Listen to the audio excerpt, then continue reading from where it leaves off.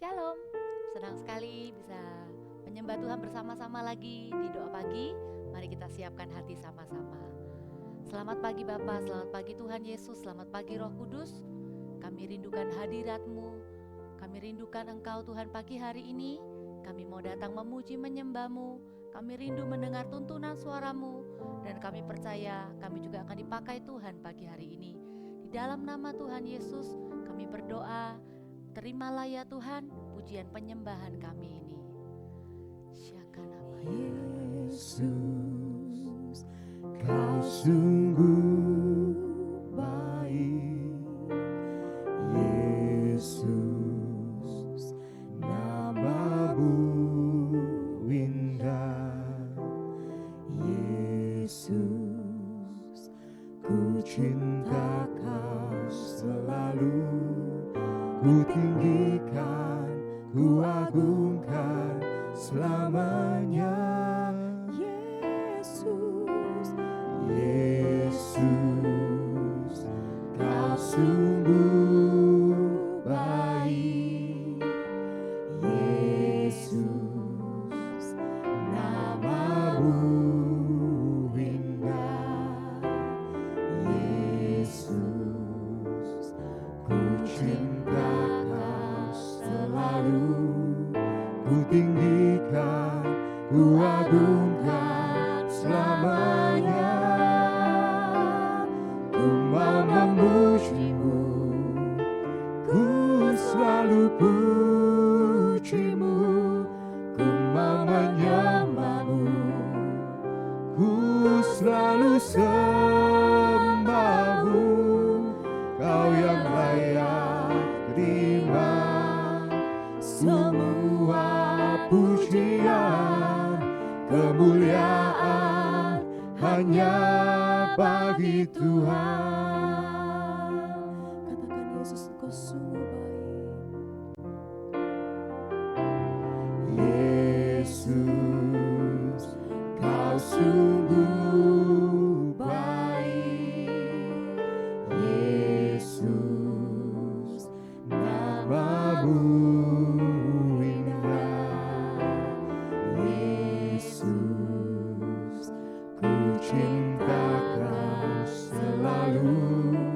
ku tinggikan, ku agungkan selamanya.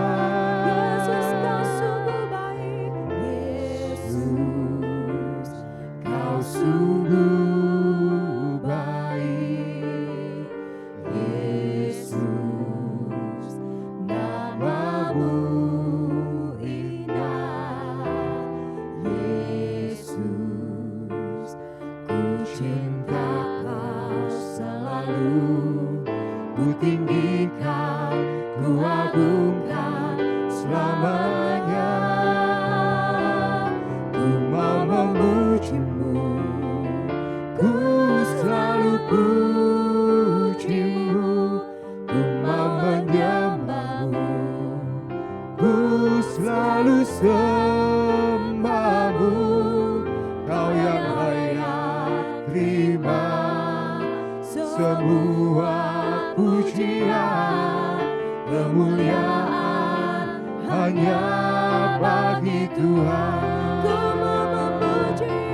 mau memuji-Mu, ku selalu puji-Mu. Ku mau menyembah-Mu, ku selalu sembah-Mu. Kau yang layak terima semua pujian, kemuliaan hanya bagi Tuhan. Ku mau memuji-Mu, ku selalu puji-Mu. Ku mau menyembah-Mu, ku selalu sembah-Mu. Kau yang layak terima semua pujian, kemuliaan hanya bagi Tuhan. Kau yang layak terima semua pujian, kemuliaan hanya bagi Tuhan. Kau yang layak terima semua pujian, kemuliaan hanya bagi Tuhan. Kami menyembah Yesus, hanya Kau yang layak. Terima hormat terima pujian, segala kemuliaan bagimu Yesus.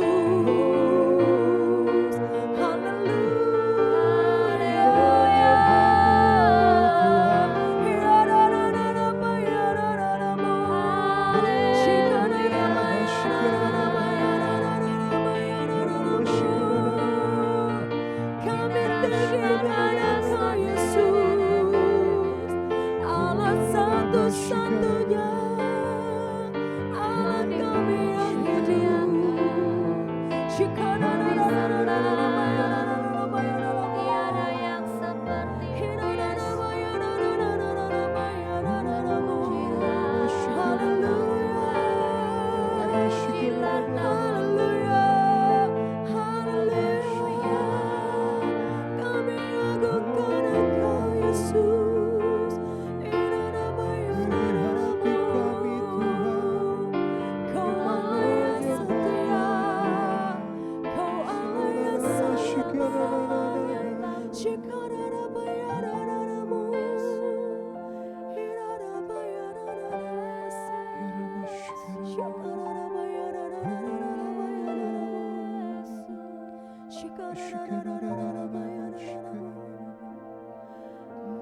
Menyenangkanmu,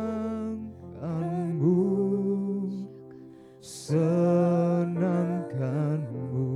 Ini kerinduan kami Tuhan. hanya itu kerinduanku. Menyenangkanmu, senangkan hatimu, hanya itu kerinduanku. Menyenangkanmu, senangkanmu, hanya itu kerinduanku. Menyenangkanmu, senangkan hatimu, hanya itu kerinduanku.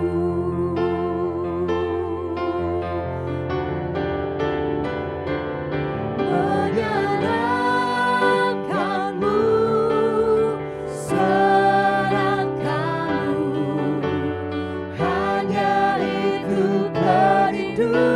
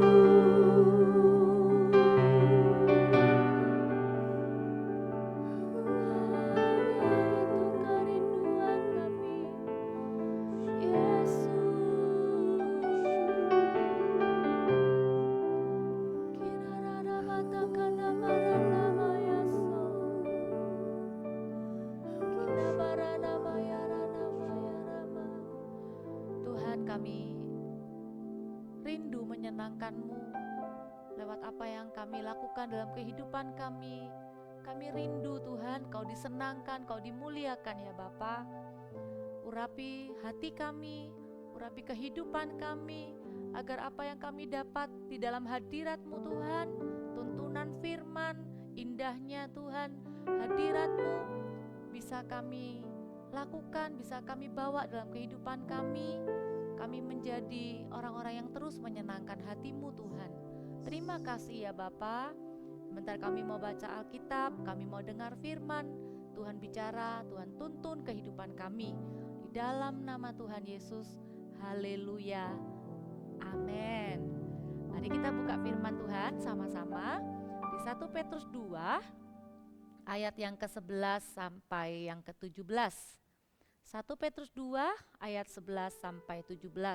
Saya bacakan dulu semuanya, nanti kita akan jelaskan satu-satu ya.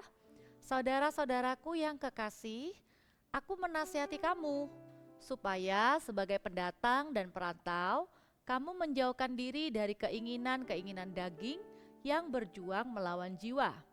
Milikilah cara hidup yang baik di tengah-tengah bangsa bukan Yahudi, supaya apabila mereka memfitnah kamu sebagai orang durjana, mereka dapat melihatnya dari perbuatanmu yang baik dan memuliakan Allah pada hari Ia melawat mereka.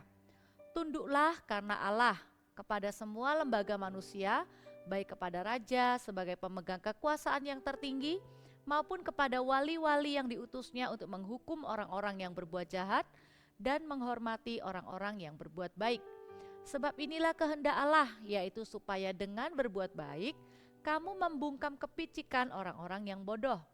Hiduplah sebagai orang merdeka, dan bukan seperti mereka yang menyalahgunakan kemerdekaan itu untuk menyelubungi kejahatan-kejahatan mereka. Tetapi hiduplah sebagai hamba Allah. Hormatilah semua orang, kasihilah saudara-saudaramu, takutlah akan Allah, hormatilah raja. Ayat-ayat firman Tuhan hari ini memberikan sebuah nasihat buat kita, yaitu memberikan kepada kita sebuah cara hidup yang baik ketika berada di tengah-tengah masyarakat. Katakan sama-sama, cara hidup yang baik, ya, itu tema doa pagi kita pagi hari ini. Dikatakan kalau di dalam firman Tuhan ini menasehati kepada para pendatang dan perantau. Bukankah kita juga adalah warga negara kerajaan surga selain kita adalah warga negara Indonesia?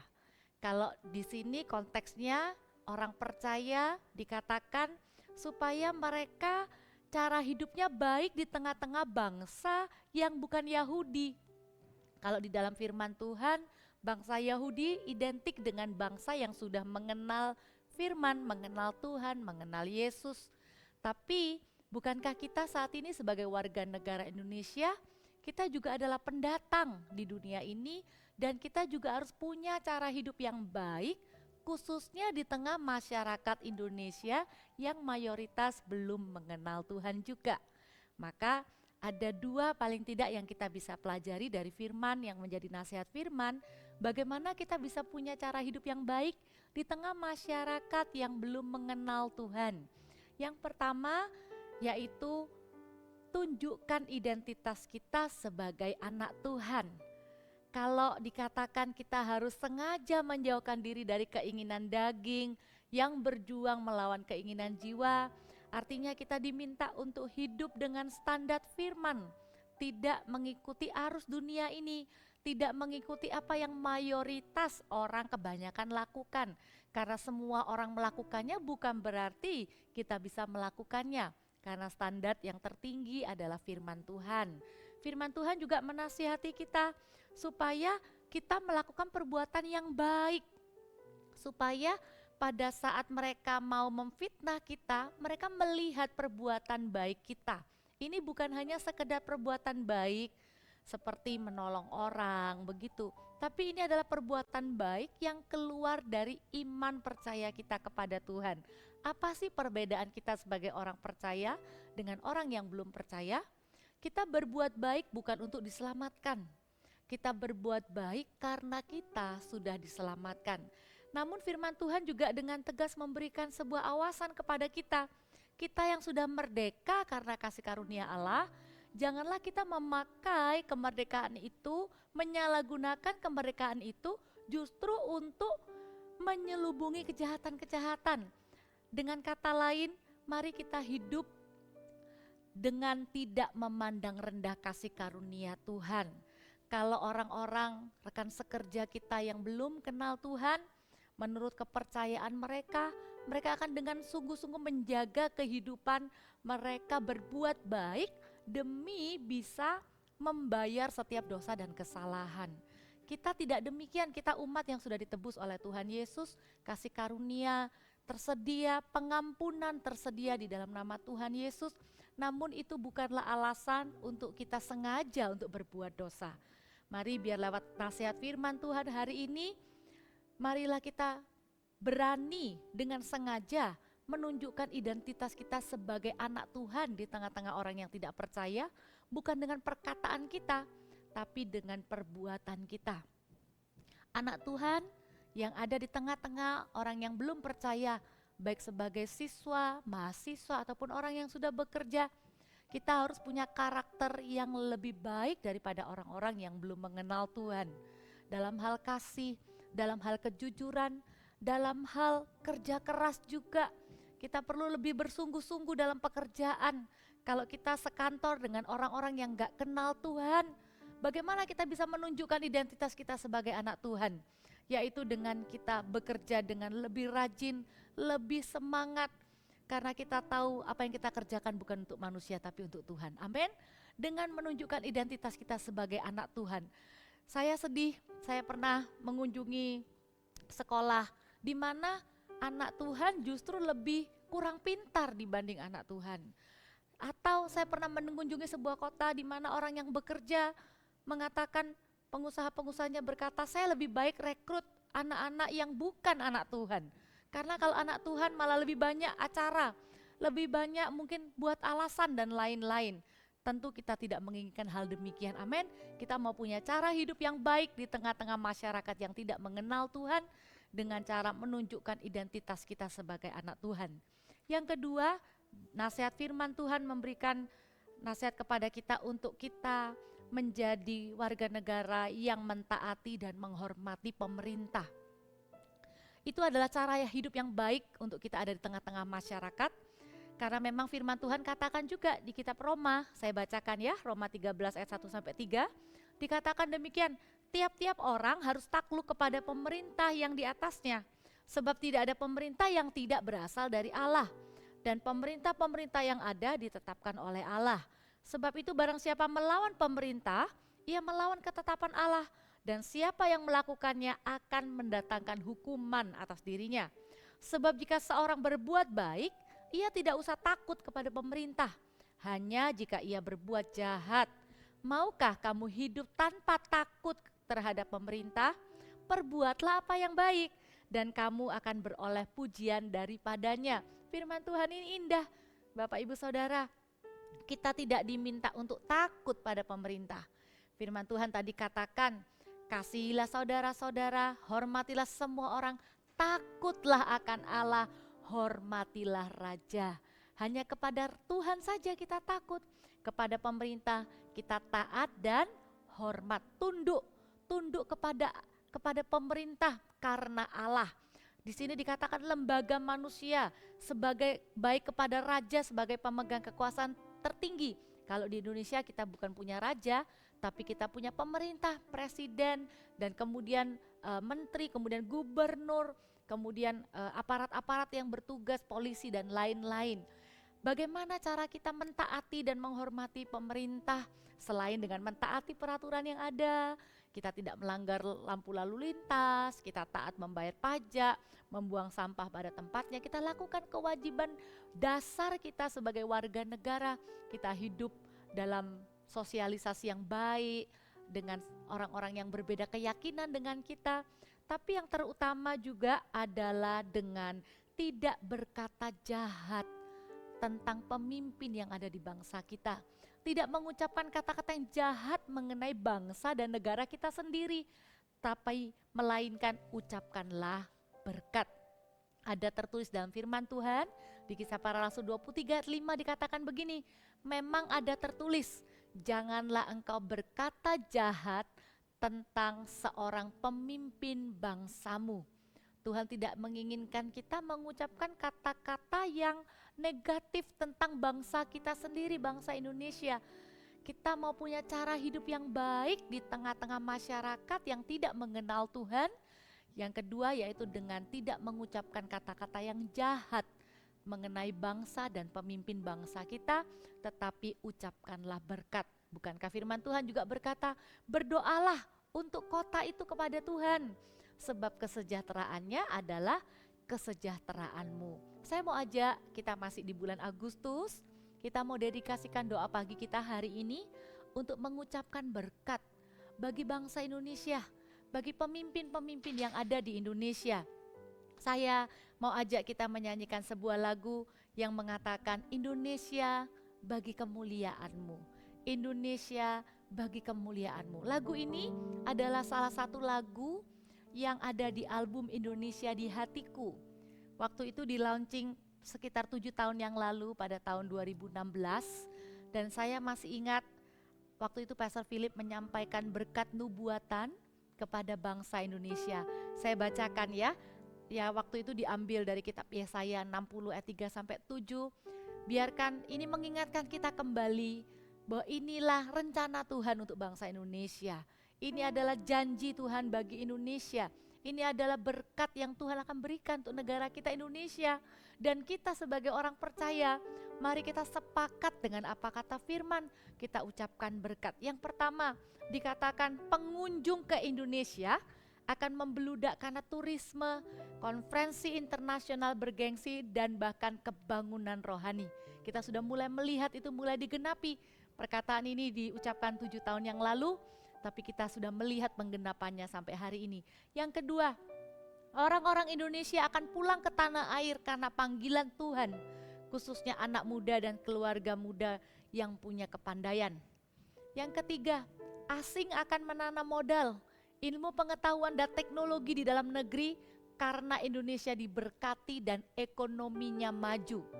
Yang keempat, akan ada gerakan anak-anak muda yang besar dan revival, kebangunan rohani, puji-pujian dari Indonesia. Yang kelima, gereja-gereja di Indonesia akan sungguh-sungguh memberitakan Injil dan mengalami pertumbuhan yang fenomenal seperti gereja mula-mula yang setiap hari jumlahnya bertambah. Sungguh Bapak Ibu Saudara, kita mulai menghidupi dan melihat setiap berkat janji nubuatan Tuhan atas Indonesia mulai digenapi. Tapi ini belum yang sepenuhnya. Dikatakan tahun 2045, tahun keemasan Indonesia, di mana Indonesia mengalami bonus demografi, di mana 70% penduduk Indonesia akan berusia produktif.